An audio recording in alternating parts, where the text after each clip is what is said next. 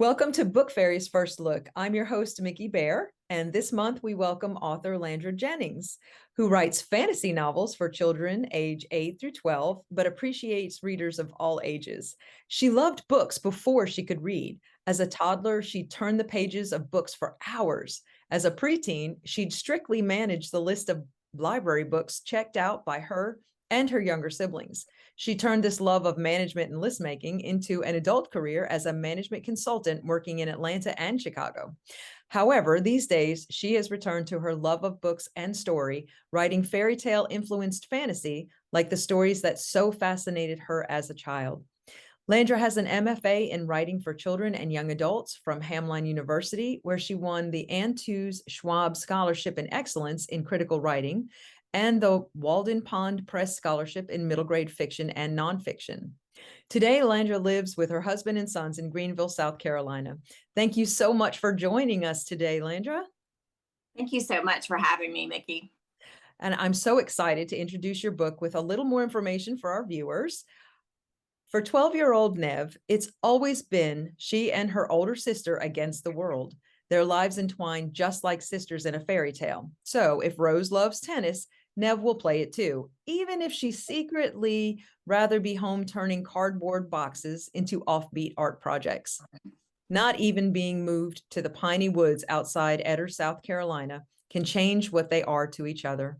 Until a mysterious fog seems to swallow up Rose before Nev's eyes. Naturally, the adults don't believe that something supernatural is at play. So, with the help of Piper, a classmate with a tomato fixation, Sammy, a boy with memories of an otherworldly stranger, and a stray dog that seems to belong to the woods, Nev discovers that her sister has been taken by a swamp-dwelling witch with a terribly wicked plan. It will be up to Nev to save her sister. Otherwise, she'll be separated from Rose forever.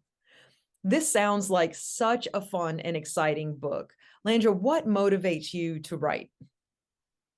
I think for me, my motivation is really the process of writing itself. I love finding that right word, that right turn of phrase, um, telling a story. I love sitting down and writing for hours. It's cathartic for me. I think when I look back on a piece that I've written, I can see that I was working out an issue or situation through my characters. But that's not really intentional. I'm just trying to tell a story. So, middle grade, though, what inspired you to write for that age group? I think on reflection that some of the books I read in middle grade were really some of the most impactful of my life. I remember them so well, so vividly now, even years later. And in middle grade is hard, right? I think this week we cling to things that help us get through those years. And I think that it's funny. I just thought about writing, and I thought the first genre I thought it was middle grade. I thought this is for me. I think too, like I said, I'm just trying to tell a story, but I do think that if I can help a young person overcome some of those obstacles, get through those years, then that would be super rewarding for me.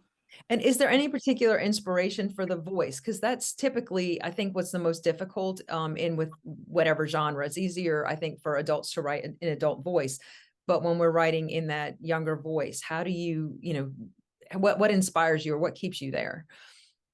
I think probably part of me is still about 11 or 12, so I think that's still helpful. But yeah, I'm not sure. I remember my middle grade years very, very well.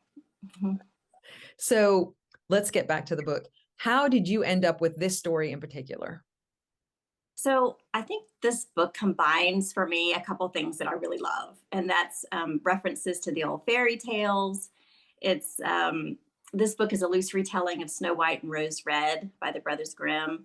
So not the Disney versions, but the old fairy tales. I love those. The secondly, spooky stories. I love spooky stories. I always have. I really loved spooky stories when I was in middle school.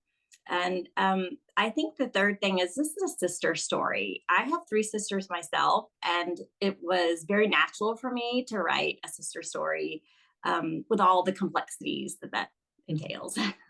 Oh, wow, it sounds so inspiring and beautiful. And this is a perfect time of year for it to come out as well. It's actually kind of rainy and dreary here right now as we move into fall. Here So, too. Yeah. it's inspiring. So were there any mentor texts that you used or other books that inspired you? Yes, I am really owe a debt to a couple of books that I use to help me figure out structure. And one is Anne Arsu's Breadcrumbs, and this is a middle grade book. It's been out about 10 years. And the other one is Laura Ruby's Bone Gap, and this is actually a YA. But the interesting thing about both of those books is the protagonist has a loved one that is kidnapped by a supernatural figure, and they are the only ones that can rescue the loved one. There's fairy tale influences, there's a lot of guilt around the disappearance itself. So there was actually, strangely, considering how different the books are, a lot of similarities that I could think about. So I use those. I really looked at the structure of those books and kind of how they process that. So I don't know. They're brilliant books. And I think that's a good piece of advice for folks that are getting into writing or want to write, is that, read that similar genre, read books that are similar in, the content that you want to write. And that Yeah. will help with structure, with pacing, with all of that, and voice too. Mhm. Yes. Um, so what are you most proud of in this book? So the thing I'm most proud of is the evolution of the sisters' relationship. It was definitely the thing that has improved the most from the first drafts. You think I would, having all these sisters, be able to write that immediately correctly, but no, I didn't. And so it's definitely the most improved. It was like the gem that needed a whole lot of shining. And so I'm really proud of that. I'm proud of the fact too that as the sisters' relationship grew and developed in all the drafts, kind of these themes of self-empowerment and the difference between codependence and independence and learning to think for yourself and believe in yourself, those themes kind of emerged. I had not intended them necessarily, but once I saw them, I really leaned into them. Nice. So So you went through multiple drafts of the story, and you were building, I guess, the relationship and making those changes. How many revisions do you think that you went through from like the very first time you drafted the first manuscript to the final edit with the publisher? that's really a hard question because I've had several people ask me that because it's innumerable, really. Like it seems like there's so many. But I think in terms of like blank page rewrites, which I have started to do a little more than I did at the beginning, like just having my characters, having my setting, having my story, but setting that manuscript aside and starting over from a blank page. I did 4 times with this book, Wow. which is not that much compared to some people, but it's also was hugely helpful. I had underestimated how powerful that could actually be. That is an incredible process, and probably one that I'm sure others use and can kind of relate to. But so let's get into the upcoming events. What are you going to be doing? How are you promoting this book? Yes. So for me, this is launch week. The book actually comes out the 13th, so that's Tuesday. Wednesday night, I have a virtual event online with Red Balloon Bookstore, and that's 6:30 Eastern time. And people can sign up for that if they're interested in joining me virtually online. And that's with Anne Arsu, who is the writer of Breadcrumbs and also one of my mentors. So, and then Thursday night, I have an event in person here in Greenville, South Carolina. And that's at M. Judson Bookstore at 5:30 to 7. That's just going to be a celebration. I'm just excited to celebrate that this book is finally done. And then I have one last one for launch week, and that is on Sunday. I'm going to be in Bluffton, South Carolina, so in the southern part of the state on the coast at the Storybook Shop at 2 o'clock. And I'm going to be speaking to a group of young people there. I'm excited about that.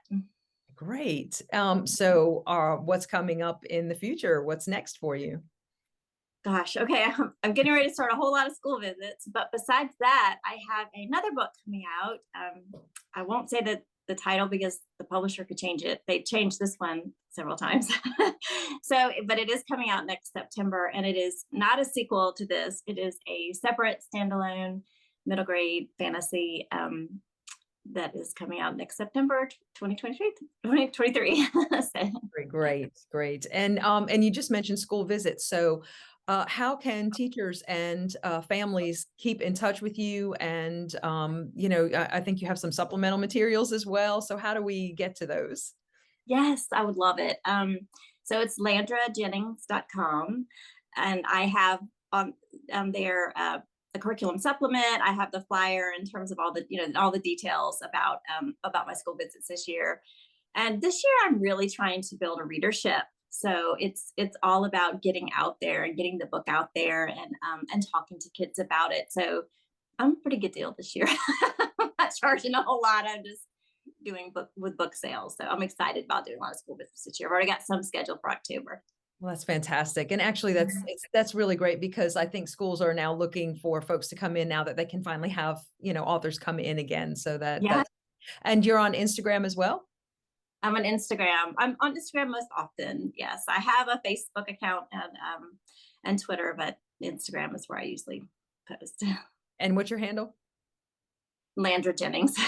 My name Atlanta. is so strange. I figured that would just be the easiest. That's perfect.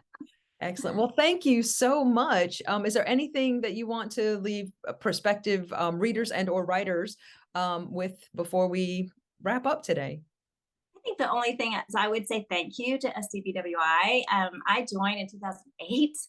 That sounds crazy now, but it has been a huge supportive influence for me over the years, and I have a lot of gratitude for that. Great. Thank you so much, Landro. It was so nice to talk to you, and we're so excited about your book. And actually, probably it's in my genre, so I'm gonna probably order it as soon as we're done. So, Oh, I hope so. Thank you so much. it was great. It was so great to talk with you today. Thank you.